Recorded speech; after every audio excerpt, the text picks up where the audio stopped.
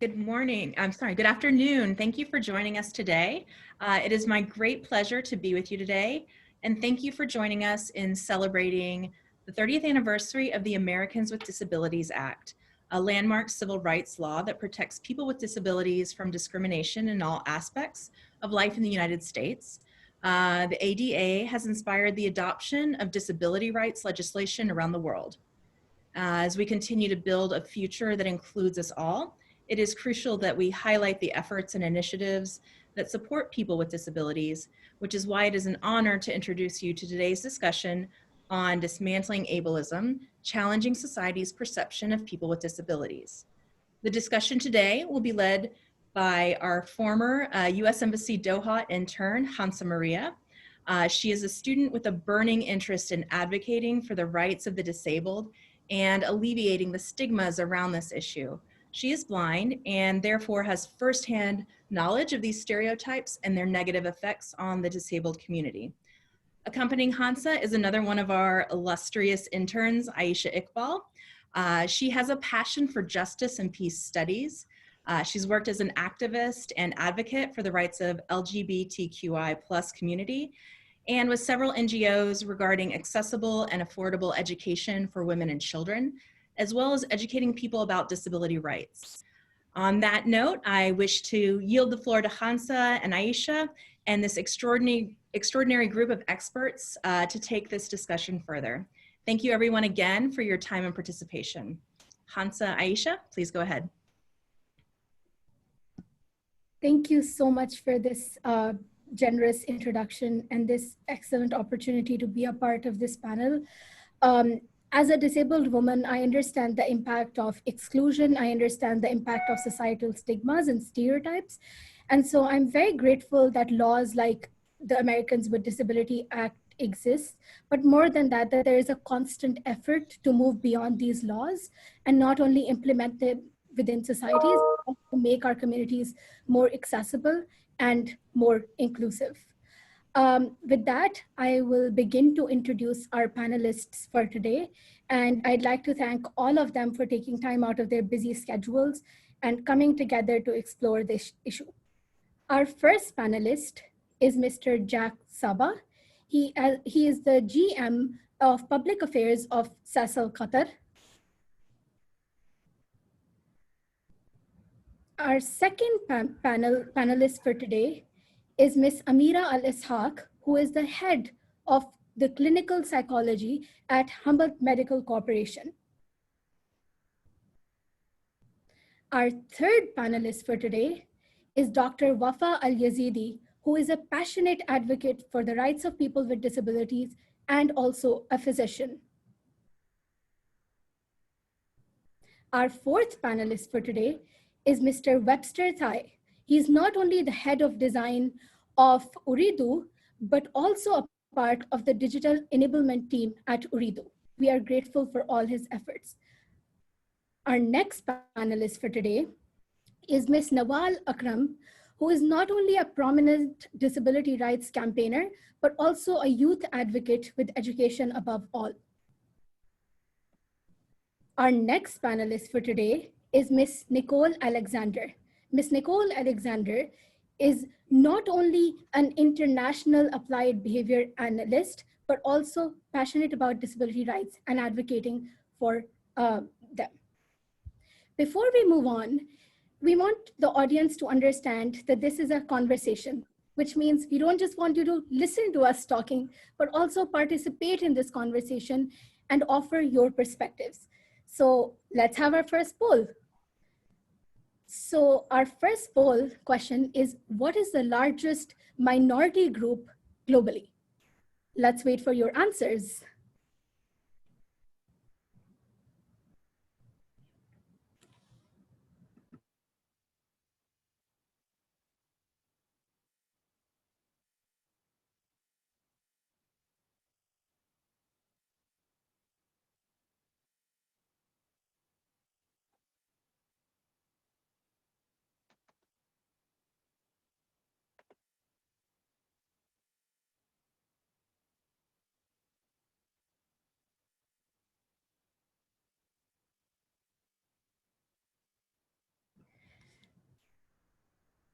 Interestingly enough, 50% of our participants believe that it is people with disabilities.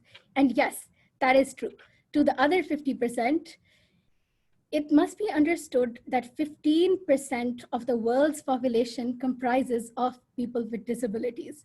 But when we go out to our markets, when we go out to our workplaces and our political spheres, unfortunately, we don't see these 15% of people represented, which is why we feel that conversations like today's conversation are essential in order to make our society more inclusive, to represent this 15%, to make them feel heard, and to give them an opportunity to make our world a better place.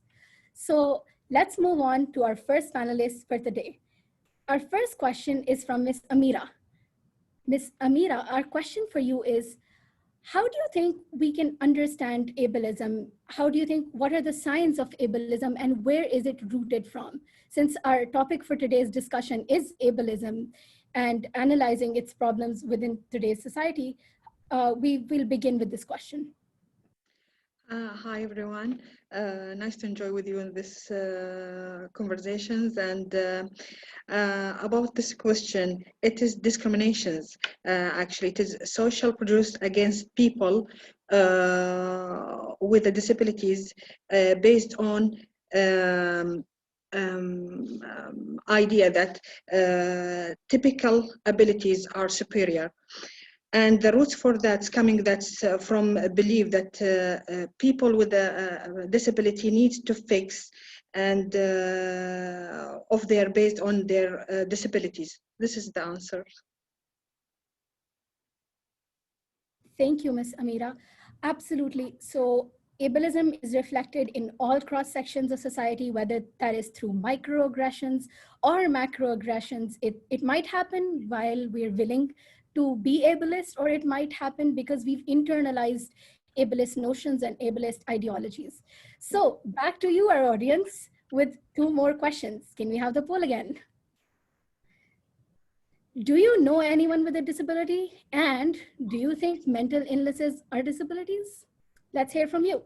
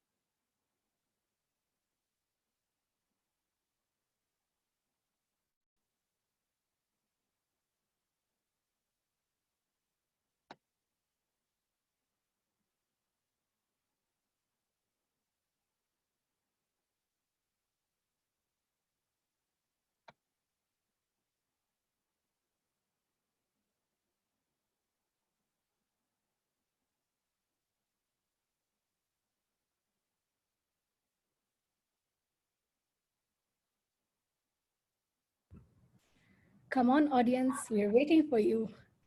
Okay. I think, Khansa, that some people don't understand the diversity of the kinds of disabilities there are. So this conversation might prove essentially useful in educating them about that. And I would really like to see the answer to this question so we can figure out how people approach the very definition and the very representation of disability in our communities and beyond.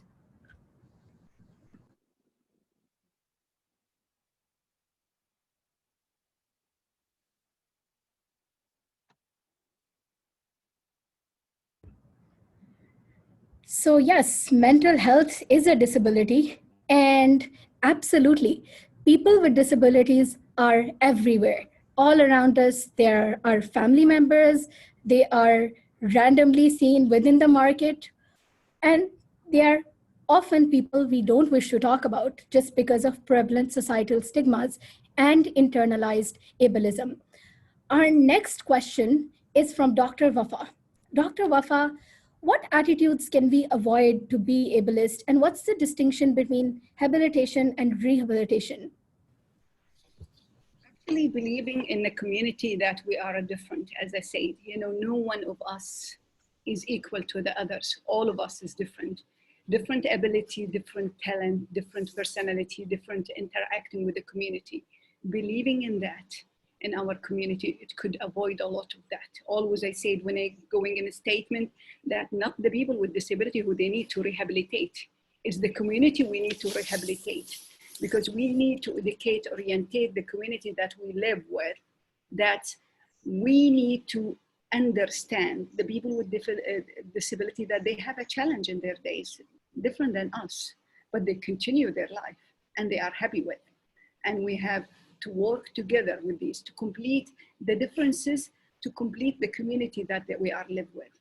You know, actually from the beginning, if we believe that, you know, we are in a different manner, we complete the community, we will work together. And I think, you know, it's not only the orientation and rehabilitate the community could help with that one. Conventions of people were, the convention what is raised in 2008 by UN about the rights of people with disabilities. It is one of the things that we have to implement in the community. And I think from this panel, we have to call and announce that we need more active group to support this convention to be implemented in all our community. Although that there is so many countries, they notify, they sign the conventions. And although there is one of the statement of the conventions directly mentions that, you know, each country that they notify and sign the convention obligate to raise an or to build an organization or announce an organization to be as a monitor body, continue to follow up of implementation of the law. You know, it will make all the world equal. You know, now you can see the differences between the countries of the orientation of people with disability rights and how to support them. I think from this panel, I would love, and I think we will succeed as an advocate for people with disability, if we say we need to call and to support by international group that all the countries who they sign and notify the convention to have a monitor body, because some of the countries even they don't have a national committee. Today, the human with a disability or a person with disability, he will need education as he need the health, as he need the community, as he need his life to be accessible everywhere. We need to consider not only one party could play a big role. It is all of us. We have to work together to implement, you know, these convention. What I went through it several times, and I feel it's helpful for international level to be one of the point that we have to focus to begin our road for more freedom, rights for people with disabilities. This is for the first questions. The second questions is very important. Still, we are in Qatar, and as so many countries, we don't differentiate between rehabilitation and habilitation. And this is very dangerous because it is a different terminology, and usually we use rehabilitation. You can see in different communities that they are talking about rehabilitation only, but they are not talking about habilitation. By this, using only rehabilitation, we neglect the children who they're born with the disabilities. Because habilitation is a program based on the birth with a child with disabilities, supporting the family in the beginning, supporting the children in the end, and also supporting the educations and vocational rehab and ability to penetrate the community through like the market. It's not a matter of financial, it's a matter that we let them to feel the dignity. Dignity is before ability. I need this people with disability to feel that they are equal to us. What the difference between us? We are equal, you know, equal in our rights, but different in a talent, different in a personality, different in interacting in this community. And this is what we need to focus in. Habilitation is missing in our community. And I have to ask the support from international organizations that to support us with this program, to consider the children who they're born with disability. Maybe they don't feel the differences because, you know, they're born with this disability, but their family, they are struggling. They pass so many stages of denial and then, you know, shock and not able to work with the children.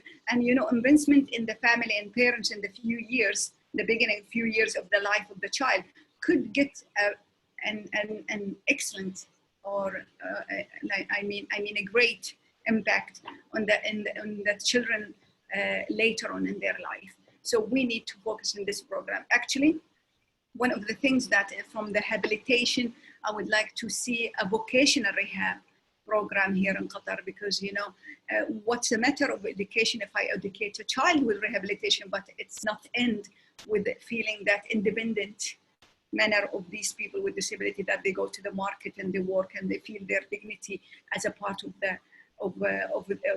their sides in the community. This is one of the things that I wish. About rehabilitation, today we have an excellent program in Qatar, in Qatar Rehabilitation Institute, working for the people with disability, although in Sidra. But what's the missing here, that we treat the children they're born with disability by rehab program, and this is wrong, because rehab program is a short program and it's focused on the people who are born without disability, but in a time of their life they have an accident, or they have a disease turn them to be with this disabled, and they need like a help. But this is shorter program and a focus in like specific period that we ensure by this program to reintegrate this child or this man or this adult or this youth to go back to their community. But this is different, totally different than habilitation. I wish to focus in these programs and to see more international. I am so proud of this panel, and I would like and I am so proud of people with disability who they are today with us, because I believe whatever that we talk about the people with disability, we will not be like as them talking about themselves, because nothing's without us, nothing's about us without us, and this is my belief always. Thank you. Absolutely. Okay, absolutely, Dr. Wafa. I think I definitely agree with you. As a disabled woman, I do think that it is very important for my disabled identity to be considered and to be included, but then move beyond that, go beyond the medical model of disability, where I'm merely used to, as a poster child for cure, move beyond that and give families the opportunity to empower their members with disabilities. I do agree with you, because we need to create a society where if you go to a doctor, they mustn't only tell you that we're looking for a cure for you, but they also must tell you how to be content with living as a disabled person, and how to be productive, and how to accomplish your dreams as a disabled person. And obviously, families of individuals with disabilities play a great role in this, in helping individuals with disabilities realize their full potential and accomplish their dreams. So our next question is for a woman with disability who is empowered and who has managed to break all the stereotypes around her and succeed with her disability and her disabled identity intact. Nawaal, my next question is for you. And how do you think addressing and challenging ableism will benefit the entire society? Because ableism is very prevalent in all spheres of society and restricts the growth of people with disability. So as a disabled woman, as an activist, how do you think challenging this, removing this from a grassroots level will benefit us? I think before we get in, thank you, Khansa, for introducing me and everything. 1 minute, can you guys hear me? All good? Yeah. All right. So one of the things I want to address that before we speak about how can we, addressing ableism can improve society, we need to first talk about, do we have laws in the country that save us for discrimination in education, in work, and when receiving medical care?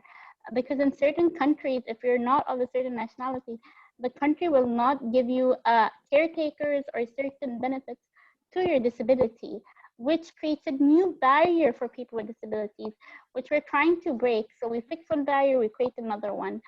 And in the law system, do we hold institutions accountable for discriminating against people with disabilities? Because I think it's very important to address ableism. We need accountability in society towards institutions, towards working organizations and companies that discriminate us in any sphere. This is the main thing. And other than that, in the education system, we need to promote historical months, promoting figures with disabilities that have contributed to our history. And education in Egypt, Taha Hussein was the Minister of Education and the first person in Egypt to get a PhD from all the way from Paris in his time. And that was in around 1950s. So you can imagine. So this is one of many, and we don't know about them. We don't know people of color like us in the Muslim communities, and even just generally people of color, the figures that are historically there, but not talked about. We're underrepresented in media. So addressing ableism, we need to first have representation in the education system, teaching children about the disability adequate. The previous generation was not educated on these matters. So the current generation are the future of the world, and I think it's very important to address ableism and challenging and addressing it to improve the society as a whole. We need to improve the education system, teaching disability adequate and historical figures.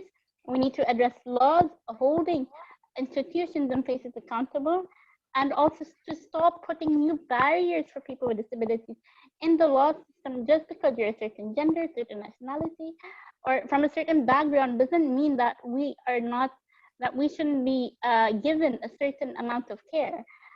So to break different barriers in different levels. And I think this is my way of thinking. It's the different parts, right? This is education, working environment, and in the medical environment, and how to break ableism in all these environments. And I believe that is holding accountability by law and the education system. When institutions are held accountable, they know that this is wrong and that they will be held accountable again by the law. So I think it all comes down to first addressing laws to improve the society. And the society will build around the laws because they will learn what is wrong and what is right. So that's my way, Khansa. So that's it. Thank you, Nawaal, for that brilliant statement. Yes, absolutely. I do think we need legal accountability, because if we get legal accountability and we include people with disabilities within our mainstream societies, not only do you have more workers, more innovations, and more ideas, but you also have a more diverse group of people with different interests, with different passions and different strengths, which obviously will make our society better. Because going back to history, you used to hear about women being dismissed because it was felt that, women aren't competent, women aren't capable.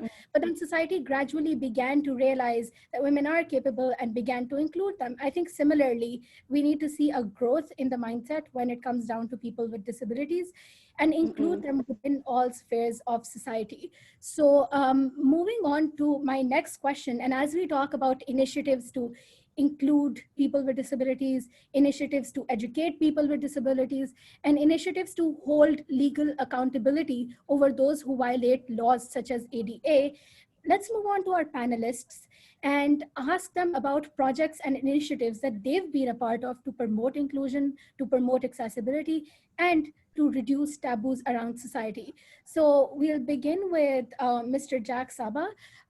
Could you tell us what initiatives you've been a part of to, include inclusivity, increase empowerment of people with disabilities, and all those things? Yeah, well, talking about ableism, and something that we did that's very linked to the subject that we are talking about today is an initiative that we have created and we have called Definitely Able. So Definitely Able is an initiative to promote inclusion and support people with disabilities. It means basically that even though if you are a person with a disability, you are differently but definitely able. So when we say we, or when we say initiative, this is under our corporate social responsibility. So my company, Sasol, is a private shareholding company, and we're proud to have created a few good corporate social responsibility initiatives. We've been supporting or working in this domain since 2012, so it's for more than 8 years. The first initiative that we created is called Definitely Able. And but I want to focus today on, or talk today about another initiative that we created. It's called Accessible Qatar.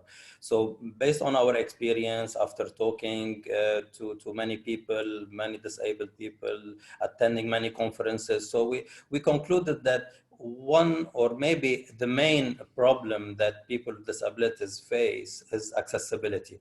I mean, even if we're working deeply in inclusion, if we solved inclusion in terms of employment, if we solved the inclusion in terms of education, we will still have to go one step before, which is accessibility. I mean, if the workplace is not accessible, a disabled person cannot go to work and cannot work. If the school or university is not accessible, a person cannot go and learn in that school or in that university. And when I say accessible, I'm not talking about only physical accessibility. It's the physical, the tools that we have to provide, the environment, the education of the community around, the education of people on how to deal or how to behave with people with disabilities. So we've, after many discussions, and of course whatever we do, we take the opinion of many people with disabilities. So we came up with Accessible Qatar initiative. If a person with a disability, before going to a place or before visiting a hotel or a restaurant or going to attend an event, usually what do? You have to check the website of the venue to see if it's accessible, or call them and check if this place is accessible. Which, if you look at the websites in Qatar or everywhere in the world, not only in Qatar, the majority, they don't mention the accessibility on their website. If you call them to check, you will not get a proper answer, because the person answering basically will not know. So how to solve this issue? You need a really an expert in this accessibility field to be able to provide this information, and you cannot also find experts in this field easily, or an expert that understands the different kinds of disabilities, not only one kind. So what we did is that we got an accessibility expert, and we started physically visiting venues in Qatar for more than a year. And we created a mobile application called Accessible Qatar. We've put all the public venues, so it's an ongoing process. We put the public venues wherever people would visit. And with the detailed accessibility audit, we provide the report to the venue, sit with them, explain to them their problems, their accessibility problems, and try to convince them to improve, to change things, to become more accessible. And then we put a summary of all the accessibility information in the mobile application. So if a person wants to know the accessibility of a certain venue, which is a public venue, it's very easy to go on the app or on the website, accessibleqatar.com, and check the accessibility information. As I said, we did not decide on how to do this by ourselves. It's not our specialty. So we discuss, or we are in continuous discussion with many people with disabilities, especially with Accessible Qatar ambassadors. So we have appointed ambassadors, a person with mobility impairment, a person with hearing impairment, and a person with visual impairment. So we have 3 ambassadors for the initiative, and we're always discussing, and we also give them the freedom to come up with initiatives themselves to support their own community, and then we implement these initiatives. I can give many examples. We've done a lot in Qatar since more than 5-6 years. I can provide few examples, like the first inclusive playground in the whole region. and القطيفية Park. Any person with a wheelchair or mobility impairment, they can go and play there, a swing, a wheel, a trampoline. So they're all there for people with disabilities or with the mobility impairment.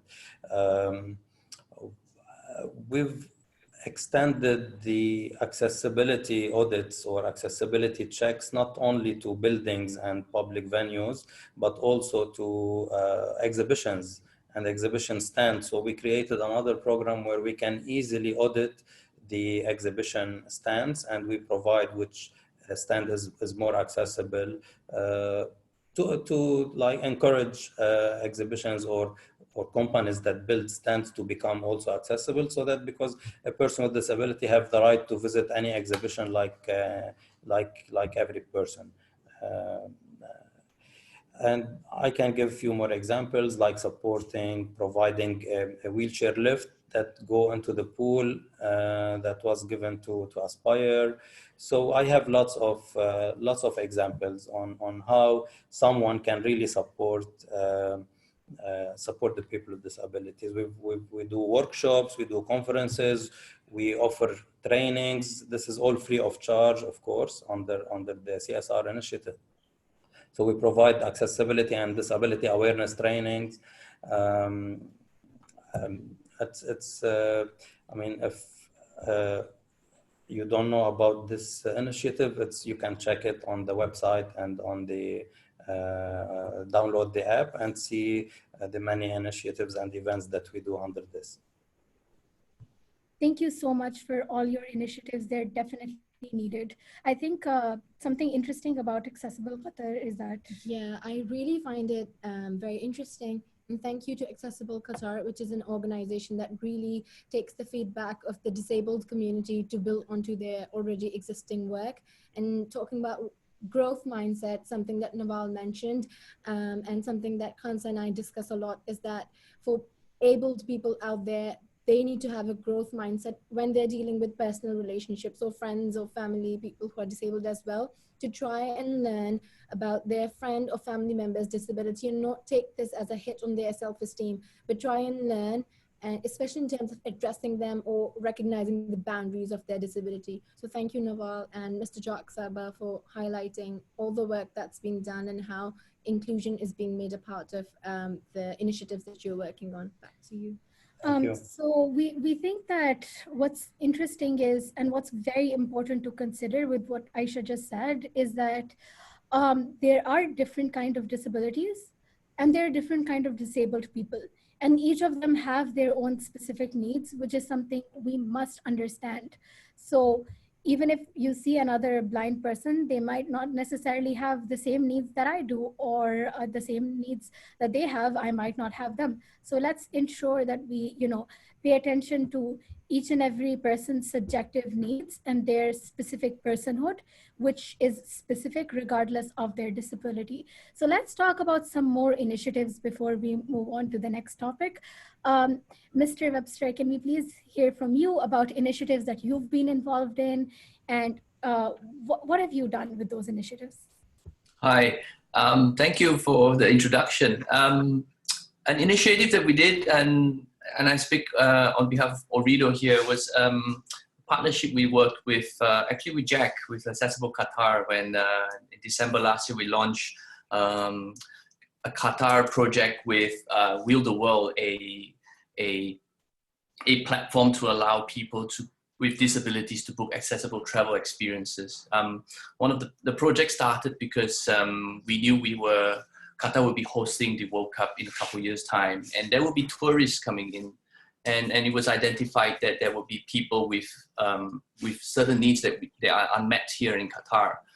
As what Jack mentioned, with Accessible Qatar, there are a lot of locations that people with disabilities do not know of. So what we have done is that we work together with a company called Wheel the World, which is part of the plug and play ecosystem, the largest innovation center based in San Francisco, that we form a team and we work together to to kind of map out that tourist experience for people with disabilities. So we launched a platform called qatar.gowheeltheworld.com, where a person with disabilities would be able to access that website, look at various accommodation options, and all has been assessed, as well as different adventure tours or cultural tours that you'll be interested in.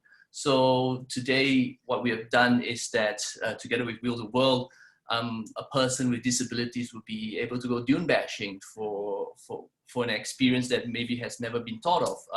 It could also be going to do kayaking in the mangroves, or even just as simple as going to take a dhow boat. So we have used that project initiative, focusing on how in a couple of years we can scale that to enable people with disabilities to kind of experience Qatar without limits. So that's one of the projects that we worked on pretty recently.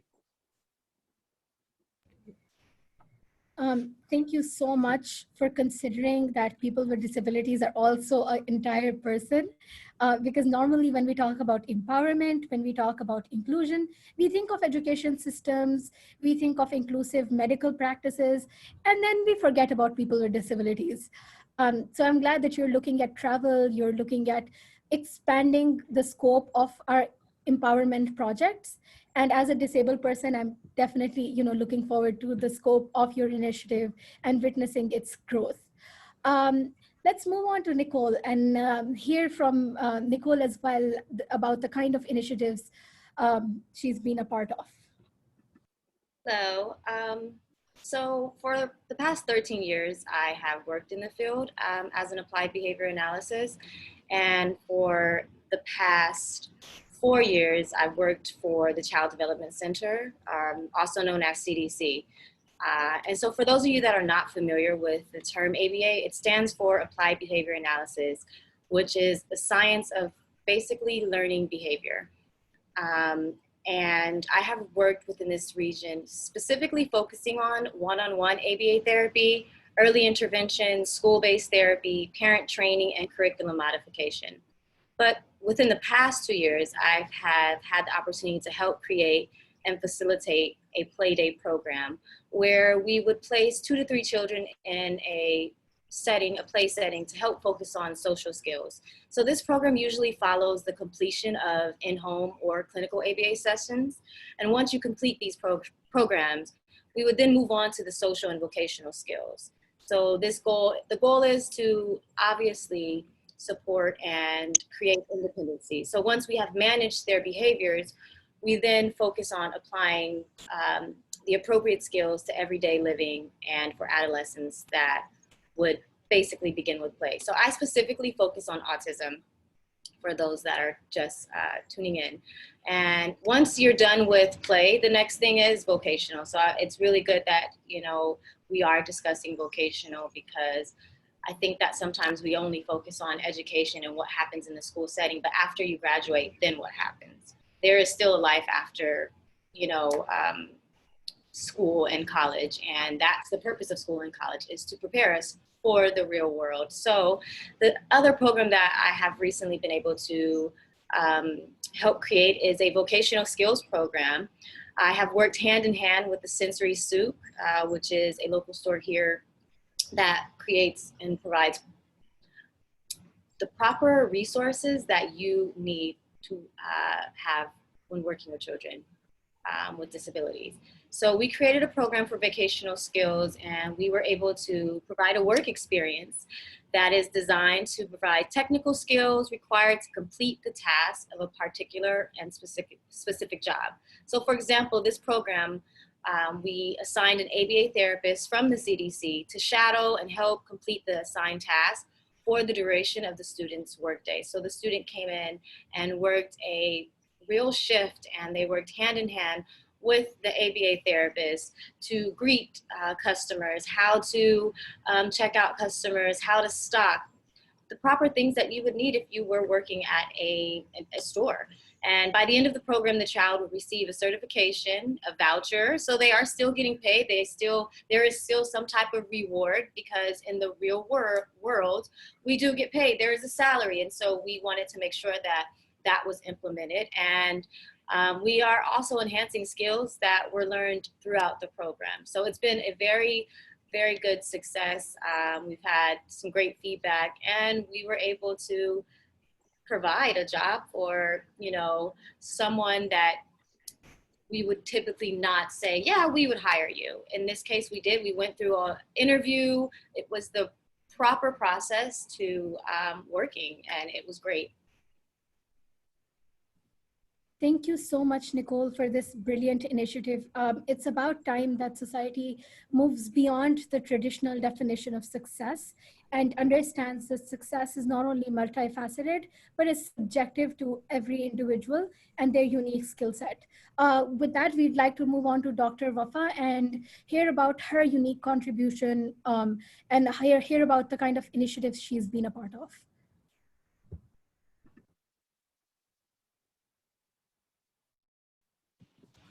Okay. Hi, everyone again. You know, when I came back to Qatar from my study abroad or working abroad as a rehab physician, it was my consideration to analyze the current situation in Qatar in 2006. And I did a study, a demographic study about the people with disability, categorize of them, because you know the law could serve in a different way for all of them. And this study categorized for me the people with disabilities to three main categorizations: laborers and children, and also the Qataris, laborers, Qataris, children, and women. And we work together to see how we can serve these people all together in the same times. And I did the first things in 2001. I went through, so I initiated different program. I will go through it by years when I initiated. The first one in 2007, it was in the hospitals. I initiated a program called Early Intervention Rehab. And it's focused on the people in the entry to the hospitals, in acute hospitals, where they have to have like the first screening for the people, for the disabilities, and categorize them in their need according to the scales, the international scales, implementations that we use it as a medical doctors. And in 2008, I got to categorize of the labors, and we did a very nice an agreement with the labor ministry. And I would like to thank them for that one, that, you know, for all the labors categorizations, as they are disabled, we have to focus in 4 main points for them. One of them is like their home accommodations, modifications, and also job modifications, and also the accessible tools that they will need it when they go back to the community. And it was successful, and it is still working with till today. And in 2010, I started new things in Qatar, and I am the founder for this point. It is about community replacement. When I came back from abroad, I found that many people with disability, they are stuck in the hospitals because, you know, there was like a barrier from the society to not accept them again. Sometimes with a phobia to go reintegrate back to the community.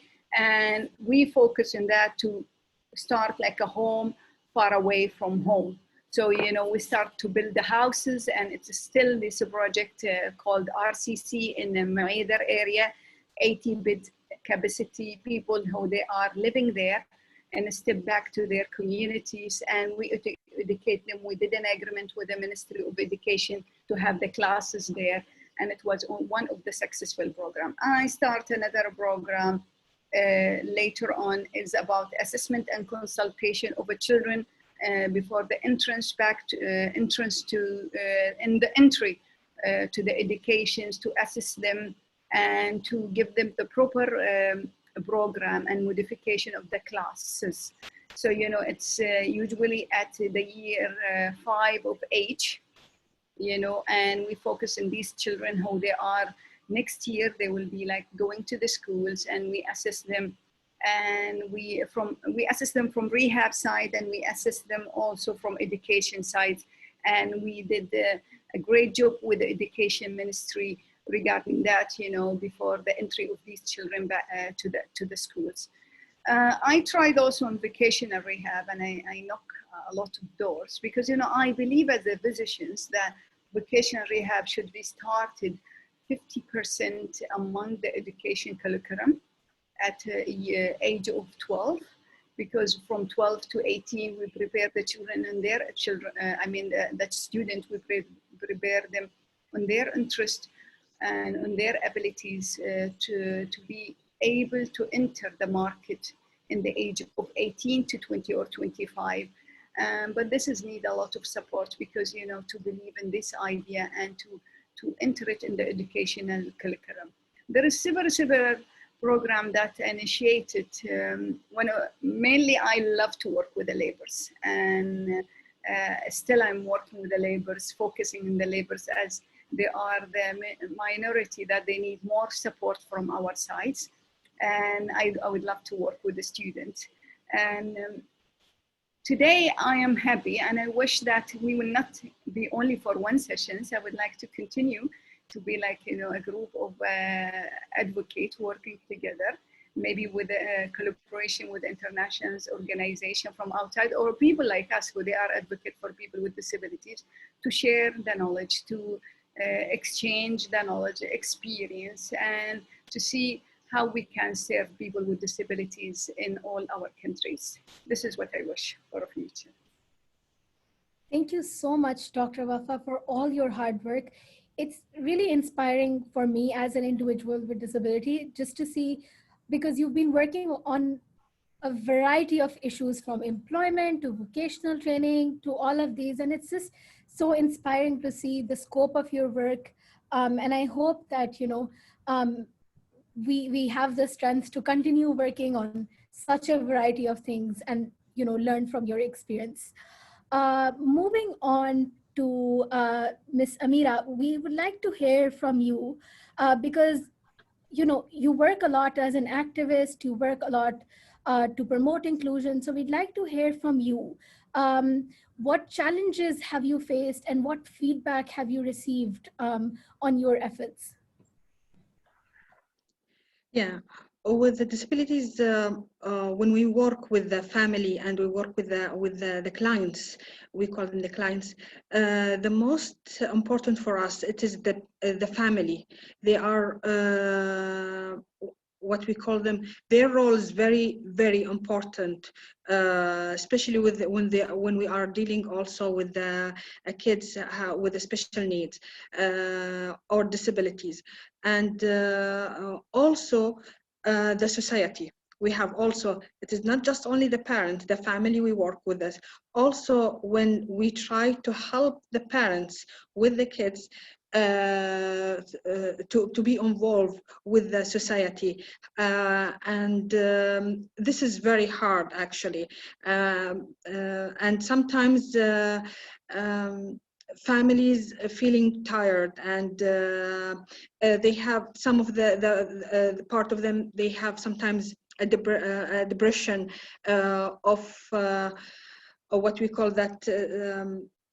Still we have in our society people, they don't understand or what is the meaning of disabilities, and when they are looking for people with the disabilities, always they are having this kind of meaning, poor family, poor kids, he needs some help. They are not looking for him as that he can do many things and he's just like them, but with the special needs.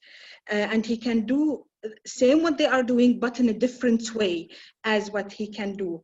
So we succeed with some of the people, and especially about what I'm saying, why I am saying that, because I have also my daughter, she's a special need, she's a spina bifida, and I had two things hard as a family. One of them, when we go out for the society, for example, when we go for mall, or when we take her to play, or in a beach, it's this looking it is not the stigma, it is just looking, when the people looking at her, that she's something strange. No, she's not strange. She's a beautiful child with, she wants to play as the same other kids. And that was, when I work with my daughter, I work with her about how to accept herself with all her disability, and how to figure that she also normal person with also abilities and great abilities. She can work on it, and that each human have a weakness and strength. So, and this is in all of us, and all the humans have a disabilities. Some of them we can see it, and others we cannot see it. So I put that in her mind, and I work with her in that. So now when she go to the society by herself, now I take her, she's now 11, I let her go with her friends alone. She feel that I am as a kid with the special needs, but I know who I am. This is very important, and important for the family to accept their kids, to love their kids, and to support them. Sometimes they need our support by love, and sometimes guide them, and sometimes they don't need our guides because they know what they should to do. So we have to accept all that.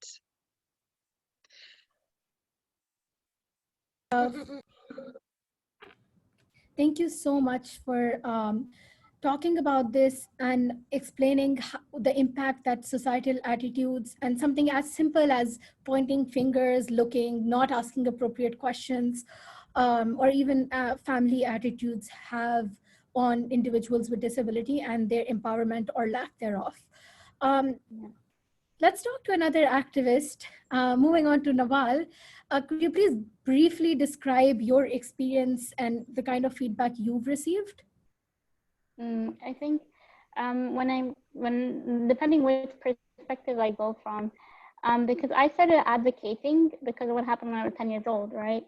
I got taken out of school because of my disability, and and then when I was 12, I went permanently on wheelchair. So it was like a transition in my life, suddenly being from kind of able to then and then permanently on the chair. And then, you know, the 2 years of accepting it. So around 14 was the time I came more in my senses because I was angry with society, right? I was like, why don't they understand me? And then when I realized at 14 years old, our society is not educated on these matters. So what I started doing, I started pushing my story, what happened to my parents, because I was the first child with a disability in my entire family.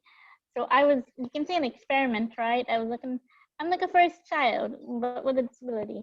So I was an experiment. So I talked about me being an experiment of my parents.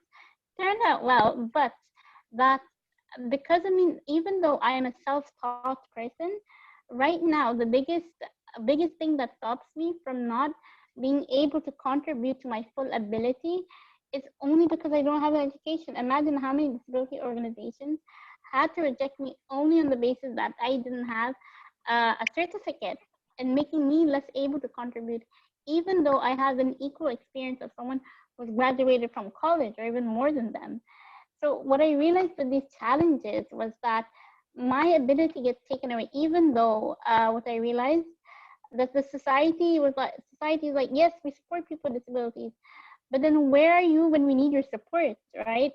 And this was the thing that I started doing at 14 to all the way till 17. I put that into comedy, and humor was a very good way to get people, because, you know, when we make people laugh, regardless of your culture, your religion, your background, we relate to each other. And I think that is very important, that because people didn't understand it, I needed to find a way to make people relate to each other, even though we don't, right?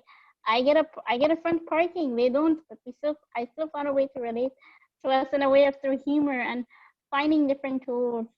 So these were the feedback that I learned from all of this, is that first we need to educate people, and when we try educating them and they still don't listen, then you go full hard activism mode.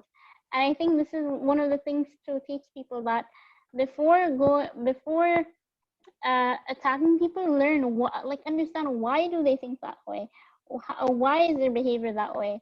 And what I learned from all of this was that I need to first educate people, and then after that, if as a disabled person they don't listen to my opinion and still put their opinion over mine, seeing what they think is fit for me, that's the only time I will speak up a bit louder, where they have to listen to me to accommodate to my needs, because I know my needs better than they know what I need. And I think this is very important in society, of teaching them that they don't know what I need. I know what I need, and I need them to accommodate and listen to me to find a middle ground. It's finding a middle ground in society is very important.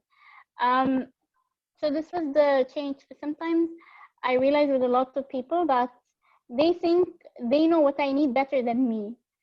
And this was the thing that I need to address with people and society in general. But I think we're getting there. I think we're really moving there fast pace. But other than that, I think the only thing, I think, in my opinion, that we need stronger laws. We need stronger laws and accountability. That's Absolutely. it. I completely agree with you. Sorry. We do need, no Sorry, I worries. talked too much. No, absolutely. We're happy to hear from you. Yeah. Thank you so much for these words. Yeah, definitely we need more education. And I think a challenge that I've always faced as an activist is that people continuously only look at me as a figure of inspiration, just because I am disabled and I managed to, wake up in the morning, look nice, and come in front of a computer screen. But it's a lot more than that. It's about making our societies truly inclusive. And one step that our societies have taken to be truly inclusive is the development of technology. I'm reading these questions with my screen reader, and it's a usual laptop. And if the screen reader hadn't been developed, I wouldn't be able to read these questions like that right now. So my next question is for Mr. Webster. And the question is, what kind of technology have you seen developed? Are you developing are you in the process of developing, or have you ever seen developed which helps people with disabilities? Yeah, I think to take a step back, and I speak on my job in Ooredoo, working in user experience and design, it is to first say, hey, what do we want to use technology for? And how we approach it here as a team is to say, we frame the challenge as how can we use technology to frame, to raise awareness of the challenges that people with disability would face. So with that, we partner internally and externally, and we approach it to different events and opportunities. As I said before, the focus would be a lot with the World Cup, but we know that there are a lot of events that will come soon. And how we apply to use technology purposefully, I can share 3 examples. The first one is that we work with a company called Ooredoo, and that was a prototype, a proof of concept that we did to help people with who are visually impaired. So there would be a device there that you would be able to read books, access websites using a device. So we did that as a partnership, and we're still developing that further. And another one would be somebody who would be deaf, and we partner with another British company. And we built something that we launched during the National Day last year, was the sound shirt. So a person who's deaf would be able to use some haptic, a shirt that we created with the technology partner. And then the last one was the most interesting one for me, was to help people with disabilities, especially for the tourists. While we work together with Jack and Will the World, we built a prototype for a smart wheelchair.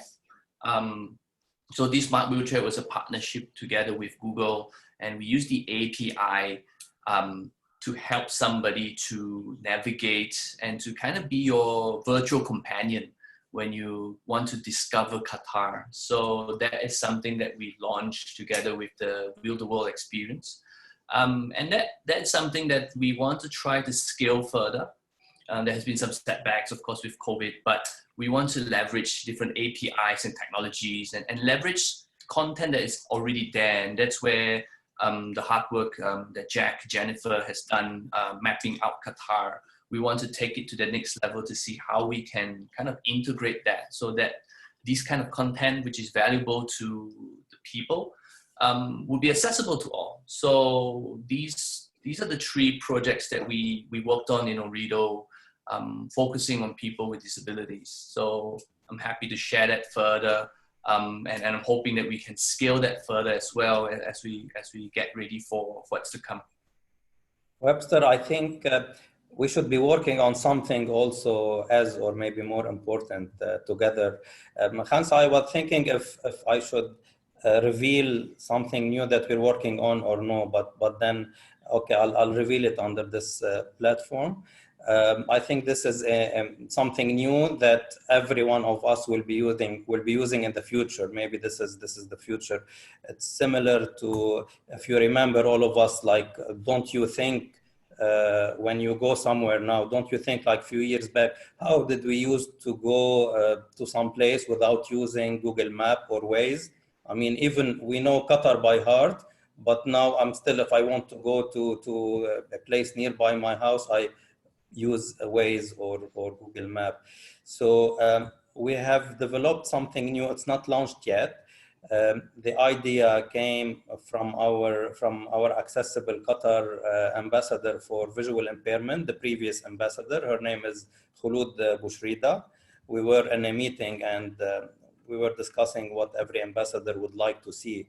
So with the visual impairment, she said, well, I would love to have, when I go to a shopping mall, especially in Qatar, every one of us spends lots of time in the malls.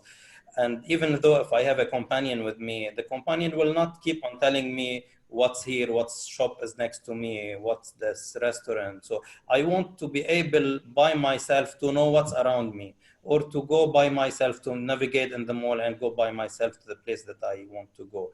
So after many researches, we found a new technology that we can implement. Basically, it's same like you use the GPS, but for indoor. So we called it indoor accessible navigation. It uses... Thank you so much for this technology. It is so exciting for me as a blind woman because I am a huge shopaholic. And I wonder how Aisha will be able to stop me from shopping after this application comes out, because it's already hard enough, I can tell you. So I don't think I will be stopping you. I think it'll be double speed, go full ahead. And I think it's a very nice initiative because personally, we've seen people find it really hard to navigate the malls because they're very huge here. For those of you who are not in Doha and don't know, but we have huge malls that can be sometimes quite inaccessible, even sometimes navigating, especially after COVID, now that we have queue lines and some shops are closed, some are open. So I really think this application is the way forward. Absolutely. And I think it really revolutionizes the future of disability in Qatar, such inventions.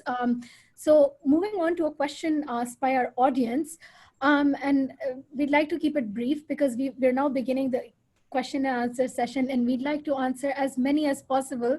I mean, some of my questions are left, but we'll try to answer your questions because you were our audience. So the first question that we'll be moving to is, what do you see is the future of disability rights in the MENA region? And I think Mr. Jack Saba gave us the first part of the future, which is accessible applications like this, which will make me more of a shopaholic. But we'll address this question to Dr. Wafa now and Ms. Ameera. What do you both think is the future of disability and disability rights in Qatar? So Dr. Wafa, just a brief answer, please. I think the future in your hands. I think the people with disability, they have to create their own support group with the people who they are specialized in this area, either from technology, from medical, from that. The things that always I talk to my clients and the people who they coming to my clinic and say, you know, as you get your job and, you know, you forget the others, you shouldn't. Today, I may talk about something else. You know, the disabilities today is so different. It's a big, broad spectrum of disabilities. and from physical disability to cognitive disability to autism is a different need. Today, I would love, and this is one of my proposals, and I wish that you can support me well, that to have a group, such a group, supporting group for each disabilities, like autism to be alone, and cerebral palsy to be alone, visual disability alone, cognitive disability alone, and then to create a support group announced by the national TV about the number, free number that everyone can call. And we have to be in access to these people who they are new to these disabilities and to answer their questions. Not only us, the specialized people. I am talking about the people with disability who they have an experience to deal with this one, to be apart from this group. But I would love not to have all of them in one group because, when I'm talking about stroke, I am not talking about, cognitive disability. I'm not talking about there are different needs depending on different disabilities. Yes, I would love to announce about supporting group that they have a free landline that, and numbers of people who they are advocates ready to answer any question could be raised or facilitate the access of these people who they are in need to hospital, to work, employment, to anything that they need. Orientate the community. This is what we need. I would love to see it in the future. I'm so glad that you're working to empower disabled individuals to support one another. I know when I came to Doha, I was so glad to meet people like Khulud Abu Sharida, people like Nawaal, who are disabled and who are working on this and working on a chain of empowerment. Let's hear from Ms. Ameera. What is your ideal of disability rights in the MENA region? What do you think is the future? Let's hear quickly from you. Well, when I start, when I know that I have a special need kids, first of all, I saw the law in my country, and I was very happy that they put a law from 2004, 14, I think, for disability and their rights. But I wish to see more of that, and also I wish that we can work more to let the society accept the disabilities and they are humans, they have their rights and they have abilities as others. I'm totally with Dr. Wafa about what she said, and I'm with her. Inshallah, it will gonna happen soon if we as a families also, as a parents also, talk about that and making groups, big groups about what we need as families, as abilities also, disabilities, that what they need in the society, and how the society let them be also working as others members in the society. I hope that we will work more with the media and with the education because this is very important. Absolutely, I agree. Because we need to change the narrative, we need to work with all aspects of structures that save or that create these narratives, which includes the education system, which includes the legal system and the media. We have a question from the audience for Mr. Webster, and one of them are wondering how your compassion for disability rights and for people with disabilities actually advancing accessibility come from. I think it's more of a personal question. For me, I think as a designer, it's about, I think it started with curiosity to kind of understand the meaning of empathy. So as a designer, it's always about solving problems. And as a designer, you always think about how can you look at the solution from different perspectives, and knowing people with disabilities, from friends to people I've worked with, it's always interesting that you are able to do something meaningful. So I think that's where it all stems from. So I hope that answers the question.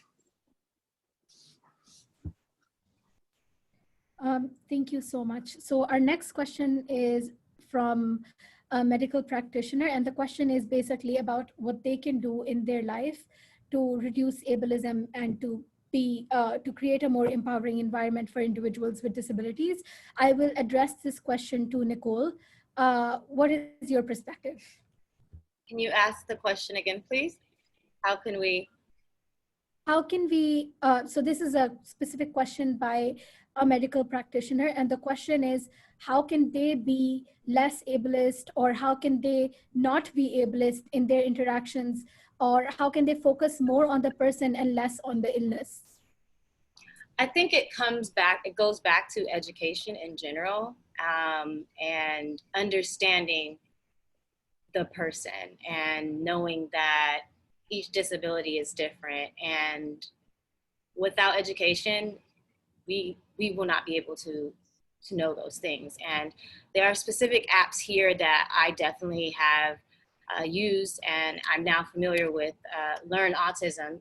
Being that I'm going to gear this towards just like autism in general, like this is what I would tell, you know, if someone asked me this question about autism, this is what I would refer. I would refer the workshops, and I would refer educational programs such as Learn Autism, which is a new app that has launched that is basically, it's research-based and it's informative for people like that, those type of questions. And there's workbooks, there's webinars, and it's exclusive it's provided by an exclusive community network and ran by Dr. Stephen Shore, who is the author of Autism for Dummies, and he himself is autistic. So it's coming straight from his perspective, and it's all about education. Like, it's all about knowing what you're dealing with, who you're dealing with, and how to deal with. And you can't do that unless you do the proper research to know how to handle those type of situations, for sure. Thank you so much. So we understand that, like, this is a subjective situation and varies from every person that you treat or you deal with.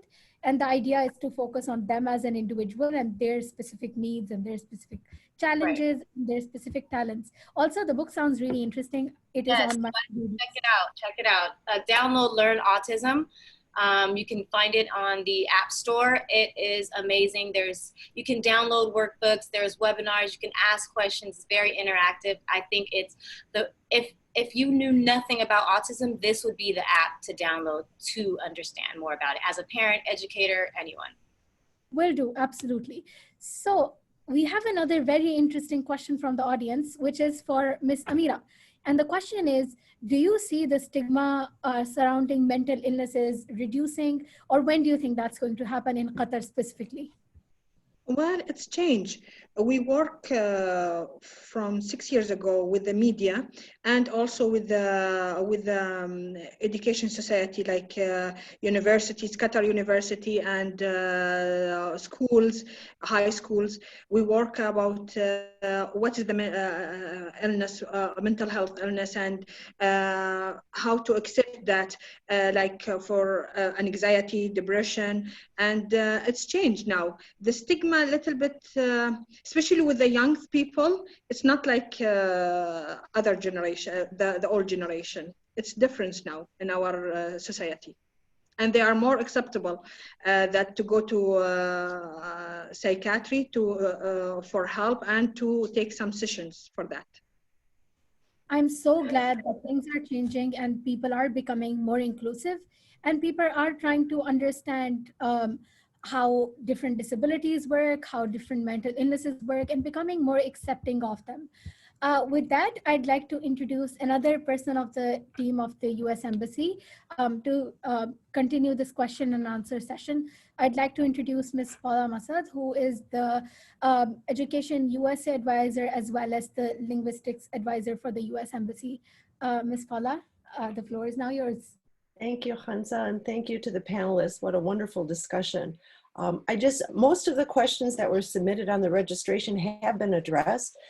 There's a couple comments. One of them is questioning the language, the use of the word disabled, and instead suggesting differently abled is a more positive term to use. And I wonder if anybody would like to comment on that. Oh, I would love to.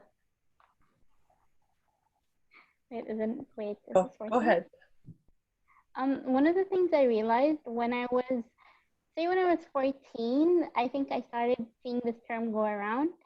And in that moment, I was like, yeah, let's not use disabled, let's use specially abled. And as I got around 16, 17, 18, what I realized, why are we sugarcoating it? It's not a bad word. We made it a bad word. I think it's all about reclaiming that word, because people made it bad. It was like the society made the meaning bad. And I think instead of sugarcoat now as a 21-year-old, what I noticed is reclaiming the word disabled and being proud with it. That it's not a bad word. We made it a bad word. And I think also, other than society keep making, because there's different names, there's specially abled, differently abled, so many new terms. And I'm like, instead of making new terms for us, why don't you just create better laws, a better system for us? I think that's what's more necessary than sugarcoating us new names. And I think teaching people that you need to be disabled and proud, that is not a negative word. And teaching parents to teach their children to, because I realize parents are usually the ones using the word specially able or differently able, or even if their child is okay with addressing themselves as disabled, the parent will correct them. And it's about teaching the parent to teach their child to reclaim that word. So that's my opinion on it. I believe, like, when I was younger, I was like, let's use a special word. And now as I got older, it's all about reclaiming that word. It's remove the stigma. To remove the stigma is to reclaim that word, in my opinion. But that's it. Sorry guys, it took too much. Go on. Thank you, Nawaal. Actually, can I comment on this point? Yeah. Actually, sure. I believe that, it's not about the word of disabled. It's about to start to say a person with disabilities. We are all of us, we are a person, populations equal to each other. And if I have with disability, it's not make me less. It's make me like, recognize of my need, my ability is a little bit different, because the disability is a different categorized and different severity. So, many people, they forget to say a person with disability or people with disability. So, I would love always, when I mention, I don't like to say disabled person. I would like to say a person with disability. So it is about like, it is some things add to me, and it could be positive for me. I have so many stories of my clients, some of the people who they are coming to my clinic and being treated in the hospitals, that, they said, doctor, we found ourselves after we become a disabled, because, we found that, we are talented in some things else. They change our way of thinking. It's changed our way of the life, how we are dealing with the life. And so it's sometimes the disability is not a stigma. It's sometimes another successful way that we being obligated for a reason that, we have to move for. No, I was not trying to, as I was trying to say that it's all about reclaiming that word. It's not that, because the only reason the society created new words is because they saw the word disabled as bad. And it's about reclaiming it, because the society that's why there were new words, because society looked at that word bad. So I'm not saying that, looking at this word is bad, but what I'm saying that we need to change how we look at the word. That why was it look bad at the first place? Why did we look for other options? So it's about just reclaiming the word. I know, Khansa, I see you trying to talk. No, I just would like to add to what you just said. So the idea that Nawaal and I are trying to prove is essentially that there's nothing wrong with being disabled, and you don't need to sugarcoat it, or you don't need to alter the reality, because we are disabled and we are okay with it. And I think that's a choice that every disabled person should be allowed to make for themselves, regardless of internalization. And just adding on to what's said from like a personal experience, I think the friends and family members of disabled people shouldn't just suppose the limits of their loved one's disability on their own. Ask them what they're comfortable with before supposing on your own. For example, you shouldn't just suppose that they don't want to take the stairs just because they're disabled or like they're handicapped. You should ask them, do you prefer the elevator or do you want to take the stairs? So it's just internalizing the subjectivity as opposed to our objective value judgments. Just clear communication, I guess. It's just clearly communicating with that person to see what they're okay with being addressed as, you know? Just clear communication is needed all of the time to address these issues. That's a, Thank you for the insight on how we use language and the word disability. There's a follow-up question to this, Nawaal. I'd like to ask you, someone is asking, how do I acknowledge someone's disability without being offensive? Would you like to comment on that? I think, Khansa, would you like to comment with this thing on first? I would like Khansa to address this first, and then I'll go on. She seems eager. Thank you. I just have a very, very small answer, and the answer is ask them. Don't presume, because Nawaal doesn't have a right way to tell you how to address person A's disability. And I don't have the right way to tell you how to address Nawal's disability. And if you meet somebody, ask them how they want to be addressed. If they want to be addressed as specially abled, that's good for them, and empower them by calling them specially abled. If I want to be called a disabled individual, that is my right, and that should be completely all right. So, yeah, I agree.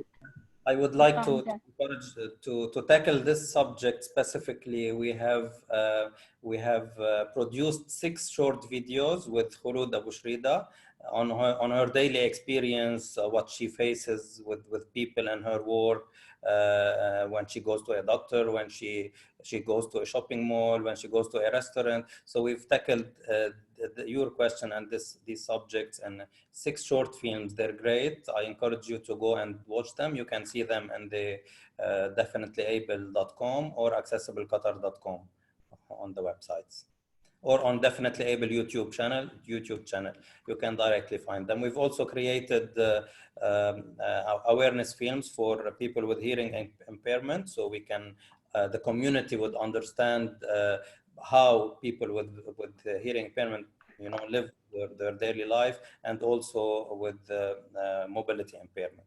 So you can find many awareness videos there that would help us educate the community on ableism. Jack, you know, these videos that you've done were very wonderful, and I think with him bringing in is that having media representation of people with disabilities is so important. Even as a content creator with a disability, what I realized, people seeing disability around in their media in normal ways, not just specifically, but also showcasing their life in reality with a bit of humor and within media normalizes us. Because media has a very strong way of showing us how we see culture, disabilities, religions. So I think with people with disabilities specifically, showing and encouraging advertisers and movies and even the public atmosphere to represent people with disabilities everywhere will really help normalizing it. And I think this is what we need. We need normalization. That in the future, that it's not special to see someone with a disability in videos, that it's just something normal. I think that's a story. Well, maybe this could be our coming project with you. We can do some workshops to the media to educate them. There are few media here in town, so we can go from one to one, door to door. Why not? You know my email. I'm aware of the time, and we have one last question. And this is, how would you empower families who have a child with disabilities to start sports at a young age? I can answer that, because my daughter now, she's 11 years, and I encourage her to do many sports. First of all,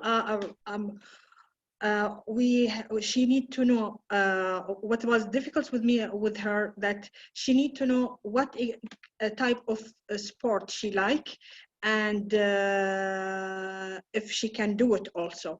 So now she's with our courage and support. Now she like boxing, and she likes swimming.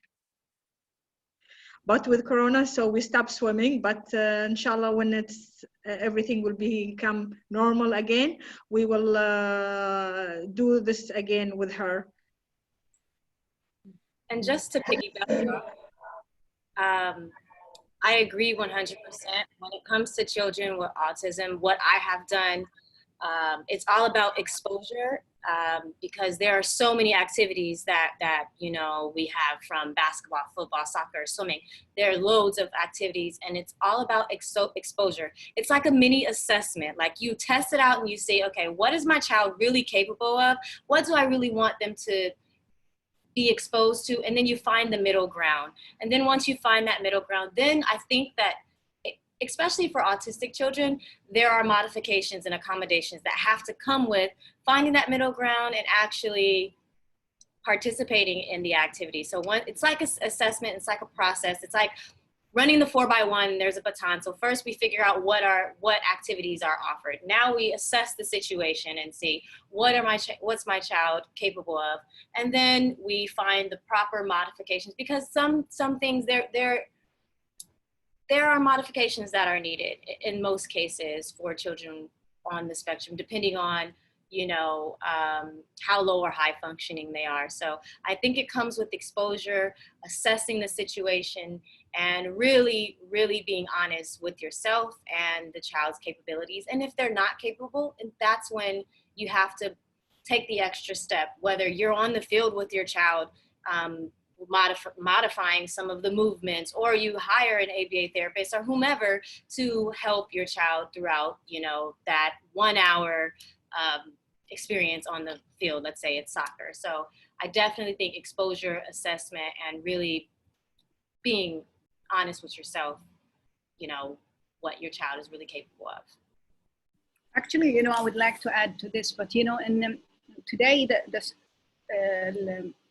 activities for the children with the sport is usually, it depends on the families, how the family, they have the willing to expose their children to sports. And that I would love, and it was like a suggestion and proposal we started in 2009, to see community rehabilitation center or activity centers, that it would be outreach program in the community. We divide Qatar for 11 areas that it should be like, you know, include a community centers for outreach program, because children who they cannot communicate, they don't have like the regular communication way, they have an energy, they have to release it. And the family, instead of looking and seeking where they can find someone to help them with that, it should be like a club. But you know, it's a special club that for the people with disability, especially the children in the age of teenager, when they start teenager time, it is a lot of problem. I can see the personality change, and you know, they need more activity to be included. So I would like to see it as a proposal that's going on from private companies to support it with that, for inclusions methods, that, you know, if we can try one center to start with about community outreach program centers to be here in Qatar, and it will be including assessment and reassessment sometimes, and respite from time to time, because some of the children, they are not in school, they are not anywhere. So the family, they have to release a little bit of the stress over the day, that they are either they are working or they have another business to do. So we need to release them and keep these children to see and assess them and give a report for their families from time to time to see how they are. But this could be like governmental, could be like, you know, a private sector to be deal with. But I would love to see it in the future here in Qatar. This is one of my dreams that I can see, not, you know, because now the focus in disabilities is mainly, if you can see here in Qatar, is in the hospitals. And this is maybe wrong. You know, we have to go out to the community and deal with the families, close to them, to their environment, and help them with such programs going on all over the Qatar. Not depend on the family willing and maybe financial, if they have a financial support or not. Because some of the families, they don't have time, they don't have a finance to support private personnel for their children. So I would love to see it in somehow in the future here in Qatar. Thank you. Also, I like to add, there is also the organizations of special needs. They might also help in this kind of project. I think so. Thank you very much. Those are all the questions that we have from the registrants. I'll turn it back over to Khansa. Thank you so much, Ms. Paula, for administering this session. I'd like to conclude by thanking the US Embassy for organizing this conversation, which is definitely needed. Thank you for giving us a platform to come together to talk about our differences, to talk about how we can make our societies and our conversations and our education systems more inclusive. And I hope that we can continue to do these things in the future as well. Thank you to all the panelists for taking their time out, for being so enthusiastic about this. And thank you to all the participants for asking questions, for listening to us, and hopefully you can listen to this conversation and make your communities more inclusive. If you have any more questions, feel free to find any of us and ask us your questions. And we'll see you next time at another program like this, hopefully in person.